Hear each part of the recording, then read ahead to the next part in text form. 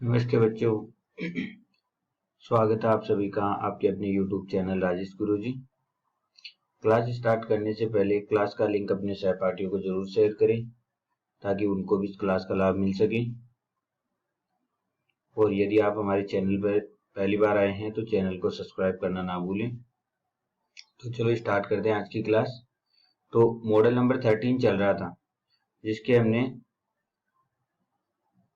12 question कर लिए। आज स्टार्ट करेंगे क्वेश्चन नंबर 13 से। तो देखिए 2 प्लस 22 प्लस 222 माइनस 246।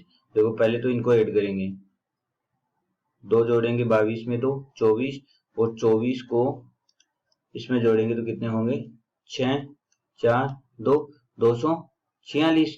तो 246 माइनस 246 तो कितना बचा 0। तो ऑप्शन 20 का सही हो जाएगा। नेक्स्ट देखिए अंक दे रखे हैं हमें 6 9 4 और 3 से बनने वाली सबसे छोटी संख्या हमें बतानी है।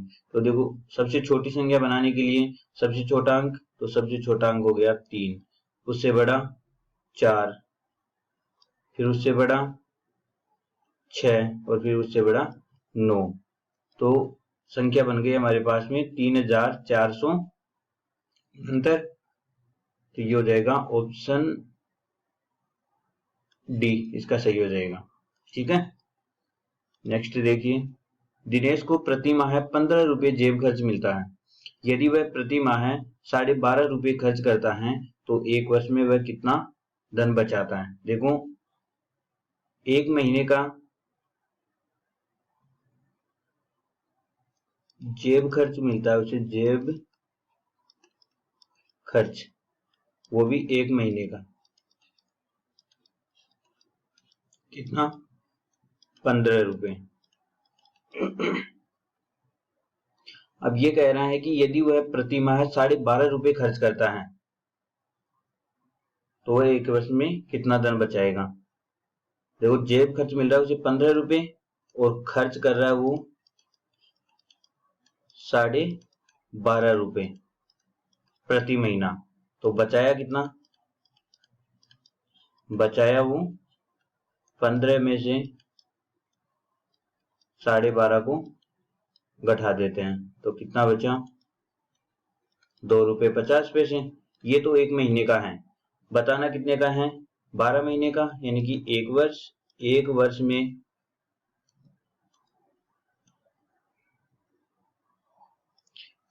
में बचाता है, एक वर्ष में बचाता है। तो देखो 2.5 रुपए को एक वर्ष में कितने महीने 12 महीने, तो 2.5 रुपए को 12 से गुणा कर देंगे। तो 12 से गुणा करेंगे तो कितना आएगा 12 को 0 से गुणा करेंगे तो 0, 12 पंजे 60, 0 हासिल की 6 और 12 दूना 24, 24 और 6 30, 2 अंक छोड़ करके पॉइंट, यानी कि कितने रुपए 30 रुपए वो बचाता है। ऑप्शन ए इसका सही हो जाएगा। नेक्स्ट देखिए 160 में कम से कम क्या संख्या जोड़ी जाए कि वह पूर्ण वर्ग बन जाए। देखो 160 में हमें क्या जोड़े कि वो पूर्ण वर्ग बन जाए। तो देखो इसके आसपास की हमें वर्ग संख्या देखनी है। तो इसके आसपास की देखो 12 का स्क्वायर कितना होता है 144, ये तो इससे कम है। तो 13 का स्क्वायर कितना होगा 169। देखो इसके आसपास का वर्ग, इसके आसपास की वर्ग संख्या आ गई। तो 169 में से 160 को घटा देते हैं तो कितना बचा 9 बचा। तो ये पूछ रहा है कि कम से कम क्या संख्या जोड़े कि वो पूर्ण वर्ग संख्या बन जाए। तो देखो ऑप्शन डी 9 हम इसमें जोड़ देंगे तो ये 13 का स्क्वायर हो जाएगा। ठीक है, तो इसमें कितना जोड़ेंगे 9 जोड़ेंगे। नेक्स्ट देखिए 4 घंटे और 15 मिनट में कुल कितने मिनट हैं। देखो 1 घंटे में कितने मिनट होते हैं? 1 घंटे में होते हैं 60 मिनट। तो 4 घंटे में कितने होंगे? तो 4 से 60 को गुणा कर देंगे तो 240 मिनट। और 15 मिनट हमारे पास में एक्स्ट्रा हैं, तो ये 15 इसमें जोड़ देंगे, पूरा हो गया 5, ये 5, ये 2, 255 मिनट। ऑप्शन 20 का सही हो जाएगा। नेक्स्ट देखिए, एक संख्या में 6 से भाग देने पर भागफल 5 और शेषफल 3 आता है। यदि उस संख्या में 11 से भाग देने पर शेषफल ज्ञात करना है मेरे को। देखो पहले तो हमें वो संख्या ज्ञात करनी है, तो देखो 6 से भाग देने पर भागफल 5 आ रहा है। देखो जब भी कभी हमें संख्या ज्ञात करनी होती है तो जिसका हम भाग दे रहे हैं उसको भागफल से गुणा करते हैं, और जो शेषफल बचा है उसे हम उसमें जोड़ देंगे, तो वो हमें संख्या प्राप्त हो जाएगी। तो 6 को 5 से गुणा करेंगे तो 30, 30 में 3 जोड़ेंगे तो 33। अब ये कह रहा है कि उस संख्या में 11 से भाग देने पर, अब देखो उस संख्या में 11 से, तो वो संख्या कौन सी है? 33। 33 में 11 का भाग देंगे तो 3 बार गया, तो शेष क्या बचा? शेषफल हमारे पास बचा 0। तो इसका हो जाएगा ऑप्शन डी सही हो जाएगा। नेक्स्ट देखिए, किसी धन के 20% का मान 100 रुपए होगा। किस धन के 20% का मान 100 रुपए होगा? माना वो धन क्या है? अक्ष है। अक्ष के 20% का मान कितना है? अक्ष के 20% का मान क्या है? 100 रुपए है। तो 20 एकम 20, 20 से पंजे 100, तो अक्ष बराबर हो जाएगा 100 को 5 से गुणा कर दो तो ये हो जाएगा 500 रुपए। वह धन बताना है हमें, तो वो धन हो गया 500 रुपए। नेक्स्ट देखिए, एक आयताकार खेत की लंबाई दे रखी है हमें और चौड़ाई दे रखी है, तो खेत का हमें परिमाप बताना है। तो आयत का परिमाप का फॉर्मूला क्या होता है? 2 ब्रैकेट लंबाई प्लस चौड़ाई, लंबाई प्लस चौड़ाई। तो लंबाई कितनी है? 25 मीटर और चौड़ाई कितनी है? 15 मीटर। 25 में 15 जोड़ेंगे तो कितना आएगा? 40, और 40 को 2 से गुणा करेंगे तो 80 मीटर। ऑप्शन डी इसका सही हो जाएगा। नेक्स्ट देखिए, नीचे दी गई संख्याओं में से वह संख्या ज्ञात करो जो 3 व 5 से पूर्णतया विभाजित हो। देखो हमें ऐसी संख्या छांटनी है इनमें से जिसमें 3 का भाग भी जाए और 5 का भाग भी जाए, यानी कि हमें 3 से भाजकता का नियम भी पता होना चाहिए और 5 से भाजकता का नियम भी पता होना चाहिए। तो 5 से भाजकता का नियम है इकाई का अंक या तो 0 हो या 5 हो, तो उसमें 5 का भाग पूरा जाएगा। तो देखो पहले 5 का चेक कर लेते हैं। तो इकाई का अंक इसमें 5 है, मतलब इसमें 5 का भाग जाएगा, इसमें 5 का भाग जाएगा, इसमें 0 है तो 5 का भाग जाएगा। देखो इसमें इकाई का अंक क्या है? 2 है, इसका मतलब इसमें 3 का भाग पूरा नहीं जाएगा। तो ये तो ऑप्शन होगा नहीं, तो इसे तो पहले ही हटा देते हैं। ठीक हो, अब है 3 से भाजकता का नियम। 3 से भाजकता का नियम है दी गई संख्या के अंकों के योग में यदि 3 का भाग जा रहा है तो उस पूरी संख्या में 3 का भाग जाएगा।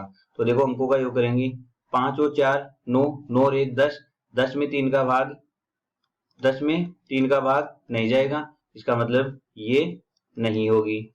अब ये 7 और 5 12, 12 और 3 15, 15 में 3 का भाग जाएगा पूरा 5 बार, तो इसका मतलब हमारे पास में ऑप्शन जो बी है वो इसका सही हो जाएगा। ऑप्शन बी में 3 का और 5 से पूर्णतः विभाजित संख्या है। ठीक है, तो इसका हो जाएगा हमारे पास में ऑप्शन बी इसका हो जाएगा। ठीक है, नेक्स्ट देखिए,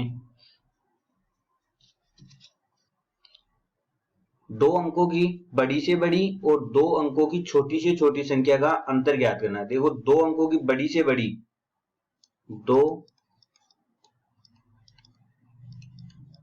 अंकों की बड़ी से बड़ी, 2 अंकों की बड़ी से बड़ी संख्या कौन सी होगी? 99। और 2 अंकों की छोटी से छोटी 2 अंकों की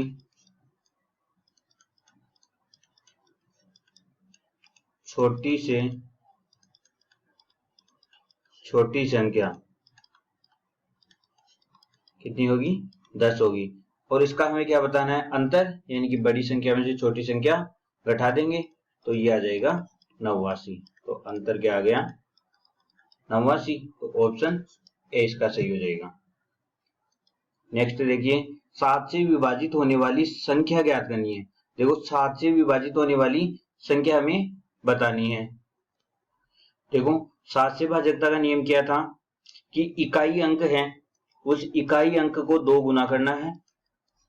इकाई अंक को 2 गुना करेंगे और शेष संख्या में से घटा देंगे। शेष में से घटा देंगे। तो देखो हमें चेक करना पड़ेगा। देखो पहले है हमारे पास में 153, 153 का इकाई अंक हो गया 3, 3 का 2 गुना 6। अब 6 को हमें शेष संख्या में से घटाना है, तो शेष संख्या कितनी है? 15। 15 में से 6 गया तो कितना बचेगा? 9। क्या 9 7 से विभाजित है? नहीं है। इसका मतलब ऑप्शन ए नहीं होगा। अब है हमारे पास में 464, तो इकाई अंक है इसमें 6, 6 का 2 गुना 12 और शेष है 46। 46 में से 12 को घटाएंगे तो 6 में से 2 गया तो बचा 4 और 4 में से 1 गया तो 3। क्या इसमें 7 का भाग जाएगा? नहीं जाएगा। नहीं जाएगा तो ये भी नहीं होगा। अगला 196, तो इकाई का अंक है 6, 6 का 2 गुना 12। अब 19 में से 12 घटाएंगे तो कितना बचेगा? 9 में से 2 गए तो कितने बचे? 7 और 1 में से 1 गया तो 0। अब 7 में 7 का भाग पूरा पूरा जा रहा है। इसका मतलब 7 से विभाजित होने वाली संख्या कौन सी हो जाएगी? ऑप्शन सी इसका सही हो जाएगा। ठीक है। नेक्स्ट देखिए आज का लास्ट क्वेश्चन। मेरा छोटा भाई मुझसे 2 वर्ष छोटा है और मेरी छोटी बहन मेरे छोटे भाई से 3 वर्ष छोटी है। यदि मेरी आयु, अब देखो मेरी आयु यहाँ पर कितनी है? मेरी आयु है यहाँ पर 11 वर्ष। मेरा छोटा भाई मुझसे 2 वर्ष छोटा है। छोटा भाई मेरे से 2 वर्ष छोटा है, तो 11 में से 2 कम कर देंगे तो कितना बचा? 9 वर्ष। अब ये कह रहा है कि किसकी पूछी है? छोटी बहन की। तो छोटी बहन, अब वो मेरे भाई से छोटी है तो भाई की कितनी थी? 9। 9 में से फिर 2 कम कर देंगे, ये 3 कम करेंगे, 3 वर्ष छोटी है ना, तो 3 कम कर देंगे तो ये बची 6 वर्ष। तो कितने वर्ष की होगी? 6 वर्ष की हो जाएगी। तो ऑप्शन डी इसका सही है। ठीक है। आज के लिए इतना ही। वीडियो अच्छा लगे तो लाइक शेयर और सब्सक्राइब करना ना भूलें। Thank you.